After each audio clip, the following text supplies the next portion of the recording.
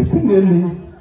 Election అయిన తర్వాత 2000 పెన్షన్ని నన్ను ముఖ్యమంత్రిని చేస్తే 3000 రూపాయలు చేస్తానని చెప్పి ఎలక్షన్ అయిన తర్వాత కాదు నేను ఒక్కసారి పెంచుతానని చెప్పలేదు, పెంచుకుంటూ పోతానని చెప్పారు.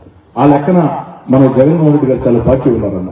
ఇదే 3000 రూపాయలు కానీ ప్రారంభంలో మనకి ఇచ్చుంటే 5 సంవత్సరాల్లో వృద్ధులకి వితంతువులకి ఎంత వచ్చిండేదో ఆ బాకీ తీర్చుకోవాలన్న. మనం ఆ బాకీ తీర్చుకోవాలంటే రేపు ఎన్నికల పోలింగ్ బూత్కి వెళ్లి చంద్రబాబు నాయుడు గుర్తు తెచ్చుకొని, పవన్ కళ్యాణ్ గారిని గుర్తు తెచ్చుకొని సైకిల్ గుర్తు కొట్టేస్తే లెక్క సరిపోతుంది. దాంట్లో తేడా లేదు. నెల్లూరు జిల్లాలో వైసీపీ ఖాళీ అవుతుంది. నేతలే కాదు, వైసీపీ నుంచి టీడీపీలోకి నేతలు కార్యకర్తలు భారీ సంఖ్యలో చేరుతున్నారు. నెల్లూరులో ఒకేసారి వైసీపీని వీడి వందలాది మంది నేతలు కార్యకర్తలు టీడీపీలో చేరారు. నిన్న సాయంత్రం వందలాది మంది టీడీపీలో చేరేందుకు ఏర్పాట్లు చేసుకున్నారు. టీడీపీ కండువాలు కప్పి పార్టీలోకి ఎమ్మెల్యే కోటంరెడ్డి శ్రీధర్ రెడ్డి సాదరంగా ఆహ్వానించారు.